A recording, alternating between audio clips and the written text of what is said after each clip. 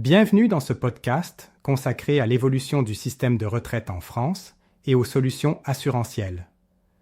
Aujourd'hui, on va parler de la formation réglementaire, la retraite en France, système, réforme et solutions assurantielles destinées aux professionnels de l'assurance. C'est impressionnant la quantité d'informations ici. On aborde les fondamentaux du système, les réformes récentes et, les nouvelles obligations pour les courtiers, n'est-ce pas? Exactement. Le cours se divise en plusieurs parties, allant de l'architecture complexe du système de retraite français avec ses 42 régimes, à la présentation de réformes cruciales, comme celle de 2023, qui élèvent l'âge légal petit à petit et entraînent un déficit structurel de plusieurs milliards d'euros à venir. D'accord. Donc on parle ici de défis démographiques, par exemple le rapport entre cotisants et retraités qui se dégrade, et aussi de problèmes structurels comme un déficit de 6,6 milliards d'euros en 2025, pouvant atteindre jusqu'à 30 milliards en 2045. C'est ça? Tout à fait. Right. On y voit qu'un des objectifs majeurs de la formation est de rendre compte de ces déséquilibres tout en rappelant que le système, malgré sa complexité, en fait, 42 régimes différents, offre des opportunités pour les professionnels qui savent tirer parti de la complémentarité avec l'épargne privée. C'est intéressant de constater que l'insuffisance des régimes obligatoires ouvre le marché des solutions assurantielles, notamment l'assurance vie et le PER, qui d'après le cours connaissent une croissance fulgurante. On parle de 2060 milliards d'euros d'encours pour l'assurance vie et 280 milliards pour le PER en 2025. Exactement. Et ce sont des chiffres qui montrent l'engouement pour la complémentarité. L'assurance vie continue de jouer son rôle traditionnel grâce à ses avantages fiscaux après 8 ans, tandis que le PER offre une déductibilité très attractive, jusqu'à 10% des revenus annuels dans certaines limites. Mais attention, il faut aussi noter que le PER est souvent moins liquide, c'est-à-dire qu'il bloque l'épargne le temps de la retraite, contrairement à l'assurance vie qui reste assez souple. Non? C'est tout à fait ça. Exact. Et c'est justement pour cette raison que le cours insiste sur l'importance de bien comprendre le profil client, la méthode d'analyse des besoins, la collecte d'informations sur la situation familiale, professionnelle et patrimoniale. On parle ici d'un véritable audit patrimonial. Vous voulez dire que le devoir de conseil se transforme en une analyse fine des besoins du client, où chaque recommandation doit être justifiée, documentée et traçable? Oui, absolument. La Right. directive sur la distribution d'assurance, ou DDA, et les recommandations ACPR, notamment la version 2024 R03, imposent que chaque conseil soit solidement argumenté. Par exemple, il faut expliquer clairement comment les besoins en épargne retraite sont couverts par les produits proposés. Je vois. Cela implique donc que les courtiers qui interviennent en assurance retraite doivent se transformer, passant d'intermédiaires traditionnels à de véritables experts conseils. Une transformation qui, selon le cours, passe aussi par une digitalisation accrue des processus. Exactement. Ah On assiste à une évolution de la profession. Les carrières de courtier ne se limitent plus à une vente standardisée, mais impliquent aujourd'hui la collecte renforcée d'informations, des outils de simulation personnalisés et une formation continue bien plus poussée. La formation DDA de 15 heures annuelles est considérée comme un minimum. Mais je me demande, est-ce vraiment le cas pour tout le monde? Certains pourraient dire, que ces obligations de documentation et les contrôles ACPR risquent de ralentir le processus de conseil et de compliquer la relation avec le client. C'est un point valable. Oui, Cependant, le cours explique que ces exigences sont destinées à renforcer la protection du client et à réduire les conflits d'intérêts. En fin de compte, c'est une mesure qui, bien que lourde, valorise les professionnels qui investissent dans la qualité de leurs conseils.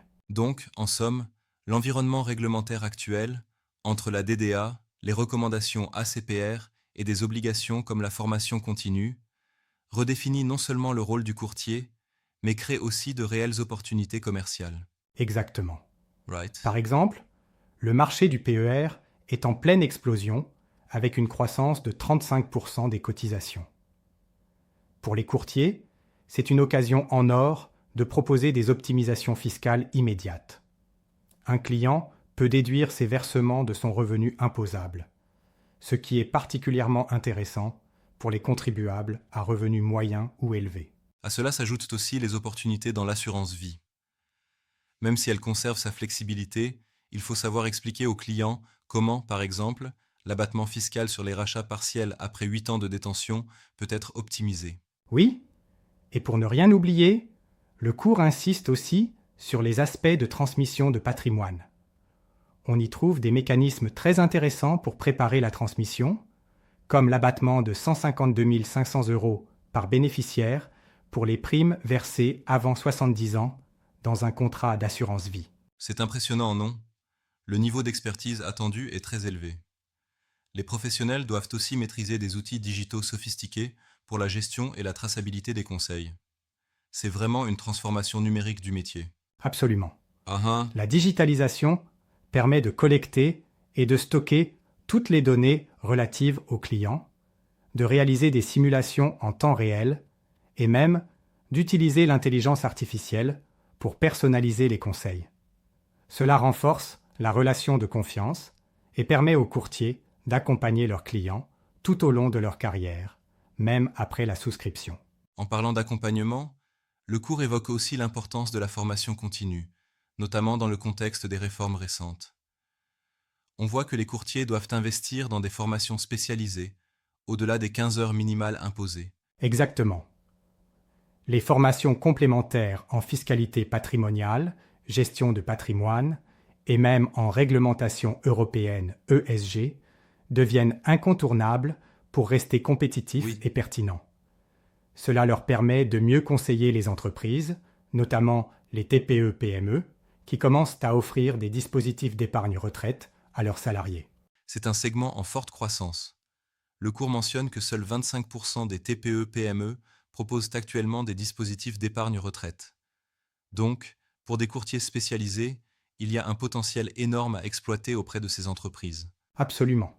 Oui, c'est clair. Le marché de l'épargne retraite, notamment avec le PER et l'assurance vie, est en pleine transformation. Les entreprises, et aussi les particuliers, recherchent des solutions personnalisées et optimisées. Cela crée une véritable opportunité pour ceux qui sauront offrir un conseil expert et bien documenté. Ça me rappelle qu'il y a aussi un volet sur l'épargne salariale, qui se développe en parallèle. Le cours parle d'une croissance de 12% des encours et d'une meilleure participation des salariés, due en partie à la digitalisation des outils et à l'innovation produit.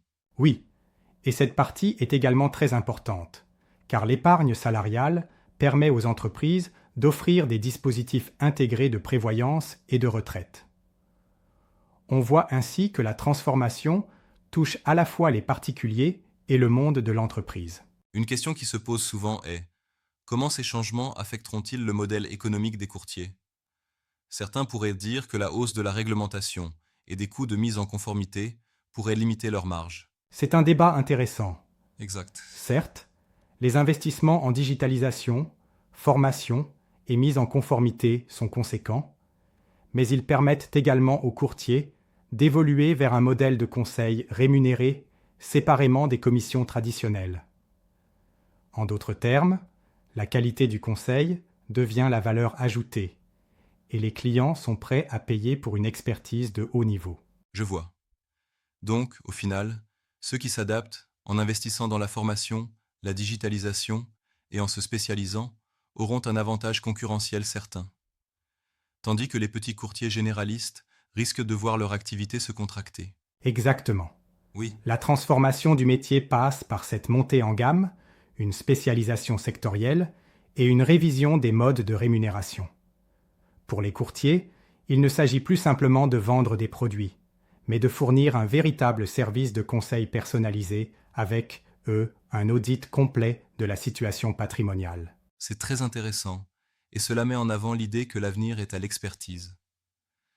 Ce cours offre donc un guide complet pour cette transformation, en détaillant à la fois les aspects techniques, comme le calcul des pensions, les particularités des régimes obligatoires et complémentaires, et les aspects commerciaux et réglementaires, non?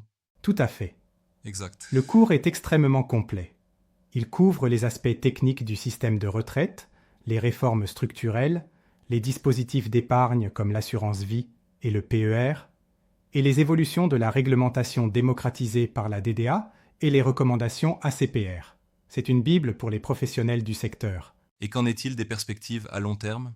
Le cours mentionne un déficit de 30 milliards en 2045, ce qui reviendrait à dire que, si aucune mesure complémentaire n'est prise, la pression sur le système par répartition ne pourra être supportée à long terme. Exactement. Et cela revient, à souligner l'importance de l'épargne retraite complémentaire. Ces défis structurels incitent les assurés à se tourner vers des solutions privées pour compenser les insuffisances des régimes obligatoires.